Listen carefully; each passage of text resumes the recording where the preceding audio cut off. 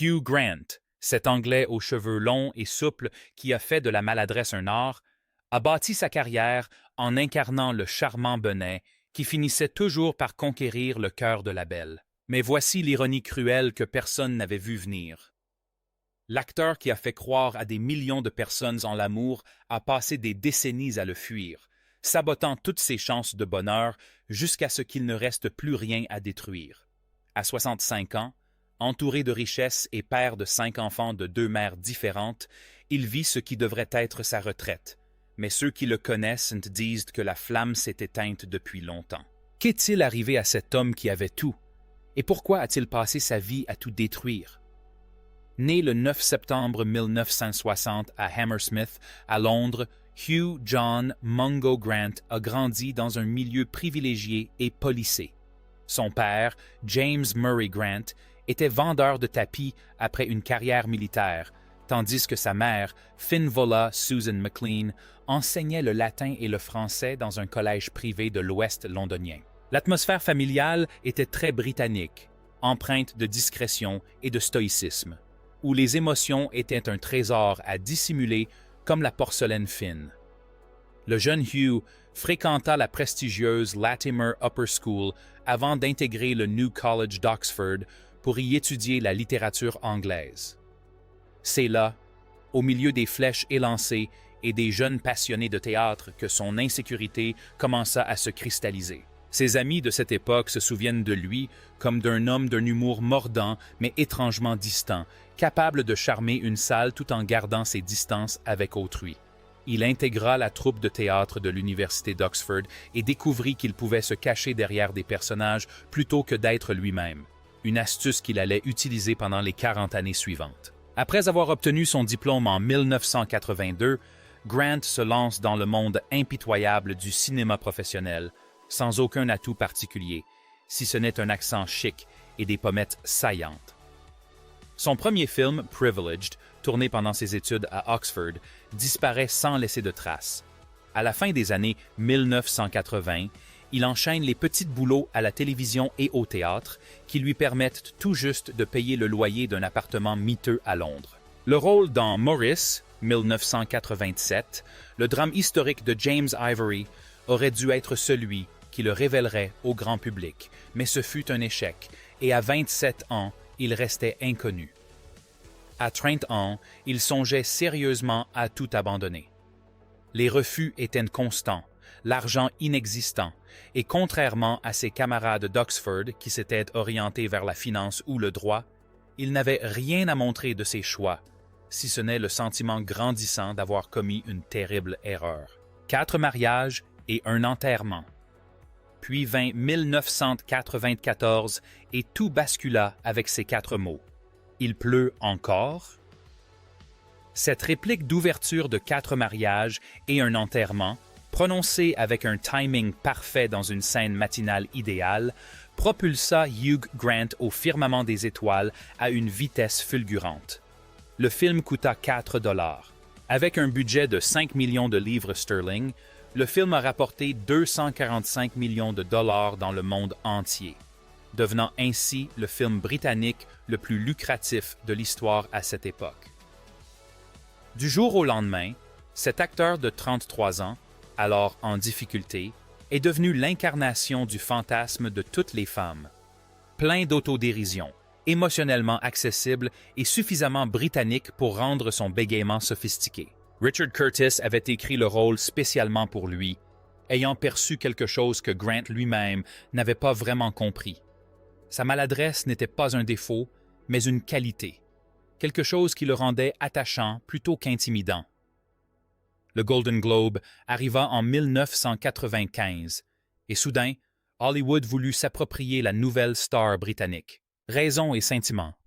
1995, le réunit aux côtés d'Emma Thompson et prouve qu'il peut incarner Jane Austen. Coup de foudre à Notting Hill, 1999, pousse le genre à l'extrême. Un libraire sort avec la plus grande star de cinéma au monde, et pourtant, l'histoire paraît crédible. Le film engrange 364 millions de dollars à travers le monde et consacre Grant comme le roi de la comédie romantique, l'acteur capable de faire chavirer le cœur des spectateurs les plus sceptiques avec une simple rencontre amoureuse. Le Journal de Bridget Jones, 2001, lui a permis de jouer un rôle à contre-emploi, celui de l'odieux Daniel Cleaver, tout en suffisance et sans espoir de rédemption. Et le public a adoré le voir se comporter de façon si détestable. À l'aube de la quarantaine, Hugh Grant avait déjà joué dans des films qui avaient rapporté collectivement plus de 3 milliards de dollars au box-office. Il était, à tous égards, un immense succès.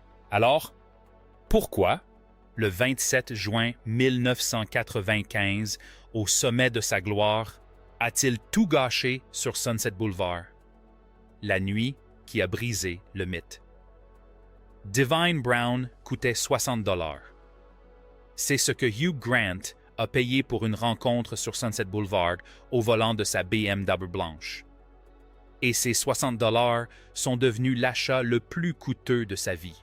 La police de Los Angeles les a arrêtés tous deux pour attentat à la pudeur en public. Et dès le lendemain matin, leur photo d'identité judiciaire avait fait le tour du monde. Le voilà, le gentleman britannique par excellence, l'air à la fois coupable et provocateur, pris en flagrant délit d'une bêtise si monumentale que même ses plus farouches détracteurs avaient du mal à y croire. Il ne s'agissait pas d'un scandale ambigu dont on pouvait manipuler l'histoire. Les faits étaient simples, sordides et indéniables. Les conséquences auraient dû le détruire.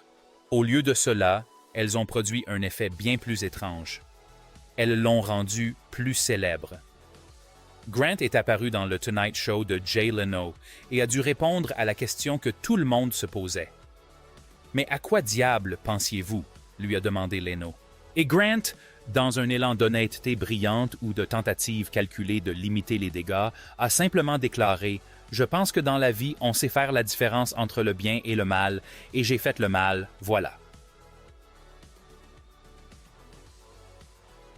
Le public a applaudi. L'Amérique finalement adorait les excuses sincères, et la culpabilité britannique auto-flagellante de Grant est parfaitement fonctionnée à l'écran. En quelques mois, son cachet a même augmenté.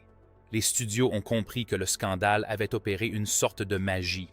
Il l'a rendu réel, faillible, humain, le parfait héros romantique avec une part d'ombre. Mais voici ce que la presse a passé sous silence et ce que Grant lui-même n'a abordé qu'indirectement par la suite. Elizabeth Hurley lui est restée fidèle. Malgré l'humiliation, le déchaînement des tabloïds et les sketchs des émissions humoristiques de fin de soirée, elle est demeurée à ses côtés. La plus belle actrice de Grande-Bretagne, qui aurait pu avoir n'importe qui, a choisi de pardonner à l'homme qui l'avait publiquement insulté de la manière la plus dégradante qui soit. Cela aurait dû lui servir d'avertissement. C'est à ce moment-là qu'il aurait dû prendre conscience de ce qu'il avait fait et changer de cap. Il n'en fut rien. Au contraire, cela instaura une habitude qui allait marquer les 25 années suivantes. Hugh Grant possédait une capacité étonnante à se faire pardonner des comportements qui auraient ruiné n'importe qui d'autre et une capacité encore plus étonnante à gâcher la moindre seconde chance, celle qui lui a échappé. Elizabeth Hurley a rencontré Hugh Grant en 1987 sur le tournage d'une production espagnole intitulée Remando al Viento, à une époque où tous deux étaient inconnus et en pleine période de galère. Pendant 13 ans, ils ont formé le couple star du divertissement britannique, beau, talentueux et apparemment fait l'un pour l'autre. Elle l'a soutenu pendant les périodes difficiles, a célébré avec lui son succès et est restée à ses côtés jusqu'au succès de Divine Brown. Ils ont foulé les tapis rouges ensemble, se sont fait rire mutuellement et, de la vie générale, se comprenaient véritablement, chose rare à Hollywood. Tout le monde les voyait finir par se marier. Tout le monde se trompait. En mai 2000, ils ont annoncé leur séparation. Le communiqué officiel était poli, vague et typiquement britannique. Ils restent proches et n'ont aucun autre commentaire à faire. Pas de scandale, pas de confrontation dramatique, juste une fin discrète à ce qui aurait dû être un partenariat de toute une vie. Depuis, ils ont tous deux évoqué avec précaution les raisons de leur rupture, mais le tableau qui se dessine est d'une simplicité déchirante. Grant n'a pas pu s'engager. Il l'aimait, de son propre aveu, mais quelque chose en lui répugnait à l'idée de s'engager définitivement. Hurley rêvait de mariage et d'enfants, l'évolution naturelle d'une relation sérieuse. Grant, lui, cherchait des échappatoires et la possibilité de nier toute relation, l'équivalent émotionnel de garder un pied dehors. Et c'est là le drame. Grant savait qu'il commettait une erreur au moment même où il la commettait. Dans une interview de 2016, il a admis que ne pas avoir épousé Hurley était sans doute une erreur. « J'aurais probablement dû la demander en mariage », a-t-il déclaré, avec ce regret teinté de nostalgie qui ne change rien au passé. À ce moment-là, Hurley s'était marié, avait divorcé, avait eu un fils et avait refait sa vie. Elle avait construit quelque chose au-delà de leur relation. Grant, de son côté, avait passé ces mêmes années à enchaîner les aventures sans lendemain et à se forger une réputation grandissante de célibataire le plus réfractaire à l'engagement à Hollywood. Des années tumultueuses. Après Hurley, ce fut le chaos.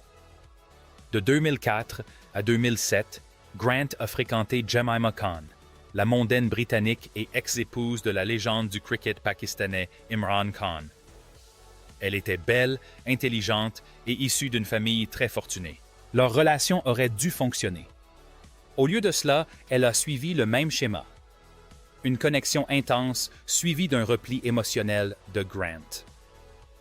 Khan s'est montré diplomate dans ses interviews, mais des amis de l'époque ont laissé entendre qu'elle trouvait son incapacité à parler d'avenir épuisante. Ils se sont séparés en 2007, et Grant est redevenu le célibataire le plus convoité de Londres, un titre qui commençait à sonner plus triste qu'enviable pour un homme approchant la cinquantaine. Puis vint Tinglan Hong. L'actrice chinoise eut une brève liaison avec Grant, de laquelle naquit une fille, Tabitha, en septembre de la même année. La réaction de Grant fut révélatrice. Il reconnut sa paternité, apporta un soutien financier, mais précisa qu'ils n'étaient plus ensemble. « Je suis ravi d'être père », déclara-t-il au magazine People dans une déclaration qui, paradoxalement, sonnait à la fois responsable et distante. La situation s'est compliquée. En 2012, alors qu'il entretenait une relation intermittente avec Hong, Grant fréquentait également Anna Eberstein, une productrice de télévision suédoise. Hong a donné naissance à leur fils, Felix, en décembre 2012. Eberstein a accouché du troisième enfant de Grant en septembre 2012. Vous avez bien lu. Hugh Grant a eu 2 enfants à 3 mois d'intervalle, de 2 femmes différentes. Les tabloïds se sont régalés. Eberstein a eu 2 autres enfants avec Grant en 2015 et 2018. 5 enfants au total, de 2 mères différentes, et jamais, durant cette période, Grant n'a laissé entendre qu'il envisageait de fonder une famille traditionnelle. Ce n'est qu'en mai 2018, à 57 ans, qu'il a finalement épousé Anna Eberstein lors d'une cérémonie intime à Londres, une carrière qu'il en vint à détester. Tandis que sa vie personnelle s'effondrait, la carrière professionnelle de Grant s'éteignait plus lentement sous les feux des projecteurs. Les années 2000 furent impitoyables pour le roi de la comédie romantique.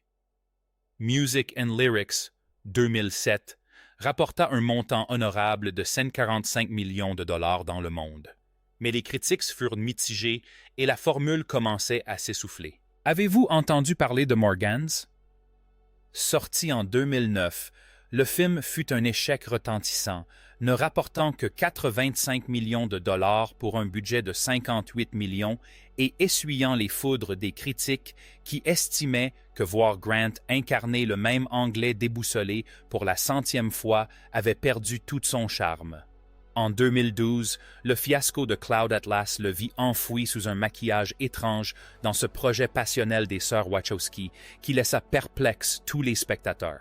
Grant a depuis admis avoir détesté cette expérience et s'être senti humilié par le résultat. Mais voilà, Hugh Grant détestait aussi les comédies romantiques.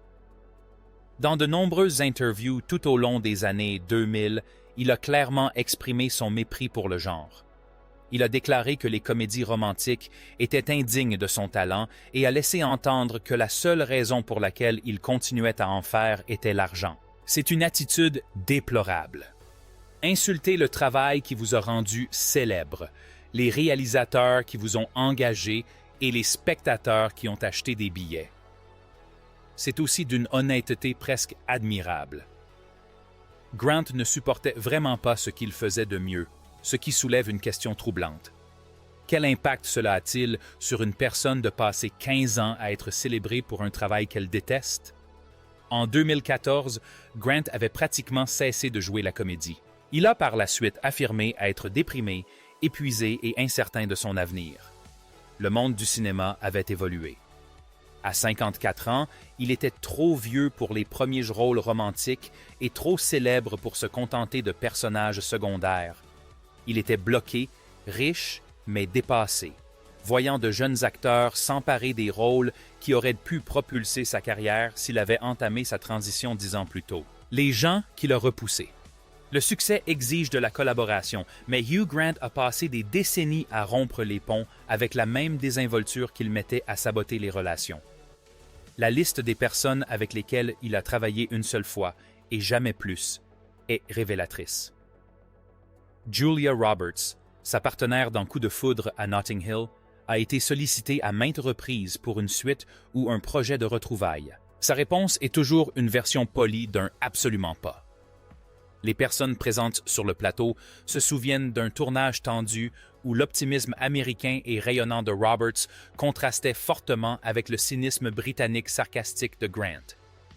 Il se serait moqué de son salaire, 15 millions de dollars contre 7 millions pour lui, et aurait fait des remarques sarcastiques sur sa méthode de jeu. Elle a supporté la situation pendant toute la durée du tournage, puis a tourné la page. Ils n'ont plus jamais travaillé ensemble depuis, malgré l'immense succès du film. Sandra Bullock a vécu une expérience similaire sur le tournage de L'amour sans préavis, 2002. Le film a rapporté 199 millions de dollars dans le monde, mais l'ambiance en coulisses aurait été tendue. Grant a admis dans des interviews avoir trouvé la bonne humeur inébranlable de Bullock épuisante, tandis que des membres de l'équipe ont laissé entendre que Bullock considérait les sautes d'humeur de Grant comme un manque de professionnalisme. Leur alchimie à l'écran fonctionnait car tous deux sont des professionnels talentueux, mais hors caméra, ils n'ont pas pu s'empêcher de se séparer au plus vite. Une fois de plus, pas de retrouvailles, pas de suite, juste un film à succès et deux stars qui préfèrent visiblement faire comme si de rien n'était. Et puis, il y a Renée Zellweger, sa partenaire dans Bridget Jones à travers 3 films sur une période de 16 ans. On pourrait croire qu'autant de temps passé ensemble aurait engendré une véritable amitié. Pourtant, les interviews réalisées sur les plateaux de tournage dressent le portrait de 2 personnes polies, mais froides. La méthode de Zellweger, avec sa prise de poids et son travail sur son accent, contrastait avec la préférence de Grant pour l'improvisation. Au fil des années, il a tenu des propos pouvant être interprétés comme un mépris de sa méthode, tandis qu'elle s'est montrée remarquablement discrète lorsqu'on l'interrogeait à son sujet en interview. Une discrétion qui en dit long. Ils ont réalisé 3 films à succès ensemble, mais leur collaboration s'est terminée sans la moindre trace d'affection. Le schéma est « on ne peut plus clair ». Grant a travaillé avec certaines des plus grandes stars d'Hollywood, a créé une véritable magie à l'écran, puis est parti, laissant derrière lui un champ de ruines. Les réalisateurs qui ont collaboré avec lui le décrivent comme difficile et sarcastique, ce qui, dans le jargon hollywoodien, signifie insupportable. Le genre de la comédie romantique qui l'a rendu riche et célèbre, il le méprise ouvertement. Les partenaires qui ont sublimé ses performances, il les traite avec un dédain à peine dissimulé. C'est presque impressionnant, cette capacité à réussir dans un secteur fondé sur les relations humaines tout en affichant un tel mépris pour son entourage. C'est aussi une situation intenable, comme il l'a constaté lorsque le travail s'est raréfié. Que reste-t-il à 65 ans? Hugh Grant est aujourd'hui méconnaissable par rapport au charmeur aux cheveux longs des années 1990. Les photos récentes montrent un homme qui fait ses 65 ans. Grisonnant, marqué par les rides, il porte la marque d'une fatigue accumulée au fil des décennies. Sa carrière a connu un léger regain de popularité grâce à des rôles de composition incarnant des méchants et des hommes à la moralité douteuse dans des films comme A Very English Scandal 2018 et The Undoing 2020. Les critiques sont excellentes. Il a prouvé qu'il pouvait jouer autre chose que des comédies romantiques, mais il ne s'agit que de second rôle, d'apparitions ponctuelles, du travail qu'on fait quand on a perdu sa gloire d'acteur principal. Le point culminant de son succès fut les 364 millions de dollars de Notting Hill. Aujourd'hui, il se contente de 6 épisodes dans une série télévisée prestigieuse. Son mariage avec Anna Eberstein se poursuit, du moins officiellement. Ils sont photographiés ensemble de temps à autre, l'air à l'aise mais sans passion particulière, comme deux personnes qui se sont installées dans une situation qui leur convient. Grant a 3 enfants avec elle, 2 avec Tinglan Hong, et, de la vie générale, il s'efforce d'être présent dans leur vie. Mais selon des proches de la famille, la situation est compliquée. Les enfants qu'elle a eus avec Hong le voient moins souvent. Cette famille recomposée implique que les fêtes et les anniversaires nécessitent une organisation qui ressemble davantage à une fusion d'entreprises qu'à une relation familiale chaleureuse. Grant lui-même a admis être devenu père tardivement et sans y être préparé, et que son cynisme naturel n'est pas idéal pour être parent. Voici la véritable tragédie, et elle n'a rien de spectaculaire ni de scandaleux. Elle est simplement triste. Hugh Grant avait tout pour lui. Le talent, la beauté, le charme, le sens du timing et la chance. Il a fréquenté Elizabeth Hurley, qui l'aimait sincèrement, et l'a quitté car l'engagement l'effrayait. Il a joué dans des films que l'on regarde encore et dont on cite des répliques, puis a passé des années à se plaindre du calvaire qu'il avait enduré pendant les tournages. Il a eu de nombreuses occasions de fonder une famille à sa guise, mais a attendu la fin de la cinquantaine pour se marier, accumulant les enfants au fil du temps, comme quelqu'un qui n'arrive pas à se décider tant qu'il n'a pas épuisé toutes les bonnes options. À 65 ans, il est riche, respecté dans son milieu pour ses récents rôles et, objectivement, il a réussi. De toute évidence, il n'est pas particulièrement heureux. La lumière qui le rendait attachant à l'écran, qui faisait que le public le soutenait malgré ses défauts, semble s'être éteinte en cours de route. L'homme derrière le bégaiement. Alors, que s'est-il passé? Comment quelqu'un qui avait tout peut-il se retrouver avec si peu de choses qui comptent vraiment? La réponse la plus simple est l'auto-sabotage, que Grant souffre d'un problème psychologique profond qui le pousse à détruire tout ce qui est bon dans sa vie. C'est probablement en partie vrai. L'incident avec Divine Brown n'était ni un accident ni un moment de faiblesse. C'était un choix délibéré de tout risquer pour quelque chose d'insignifiant. Le genre de décision qui n'a de sens que si une partie de vous souhaite se faire prendre. Ce comportement, cette fuite systématique dans les relations dès que les choses deviennent sérieuses, suggère une peur panique de l'intimité véritable. Et ses choix de carrière, le rejet du genre qui l'a rendu célèbre, la rupture avec ses partenaires, ne prennent sens que si on les interprète comme une forme de punition, soit de lui-même, soit de l'industrie qui ne l'a jamais pris au sérieux comme acteur dramatique. Mais il y a autre chose à l'œuvre aussi. Quelque chose de plus subtil et de plus britannique. Grant a grandi dans un monde où l'honnêteté émotionnelle était perçue comme une faiblesse, la vulnérabilité comme une honte, et la réaction appropriée face à des sentiments profonds consistait en une plaisanterie autodérisoire et un changement de sujet. Il a bâti sa carrière en incarnant des personnages qui reflétaient précisément cette vision du monde. Des hommes charmants qui utilisait l'humour et la maladresse pour éviter de se dévoiler pleinement. Le plus tragique, c'est qu'il n'arrivait pas à dissocier son personnage de sa personne. Ce bégaiement, si attachant à l'écran, était en réalité un mécanisme de défense, une façon d'esquiver les conversations sérieuses. Lorsqu'il a enfin compris qu'il avait passé des décennies à se cacher derrière un rôle, celui-ci avait tout englouti. Dans des interviews récentes, maintenant qu'il est plus âgé et, en théorie, plus sage, Grant laisse parfois tomber le masque. Il admet qu'il aurait dû épouser Hurley. Il reconnaît que son mépris pour les comédies romantiques était probablement ingrat et contre-productif. Il admet qu'avoir des enfants avec deux femmes différentes, dans le cadre de relations qui se chevauchaient, n'était pas, selon ses propres termes, idéal. Ces moments de sincérité sont presque douloureux à vivre car ils arrivent trop tard pour changer quoi que ce soit.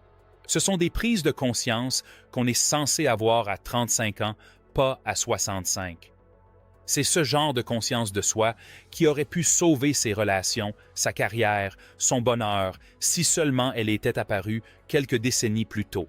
Que réserve l'avenir à Hugh Grant? Probablement davantage de rôles de composition. Il excelle dans les rôles de goujat et de méchant, des rôles qui lui permettent d'exploiter le sarcasme naturel qui faisait de lui un acteur romantique si complexe. Son mariage avec Anna Eberstein se poursuivra vraisemblablement, car quelle est l'alternative à 65 ans et 5 enfants?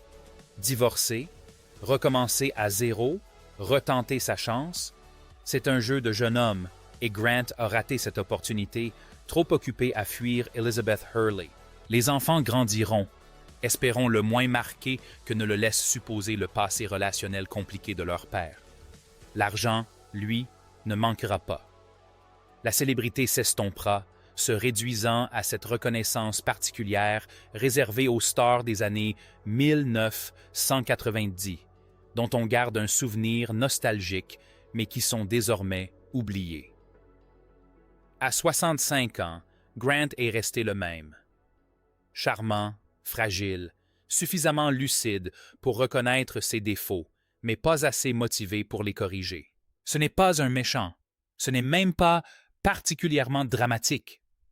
C'est juste un homme qui avait tous les atouts en main et qui n'a pas su trouver le bonheur, ce qui est, d'une certaine manière, plus déchirant que n'importe quel scandale.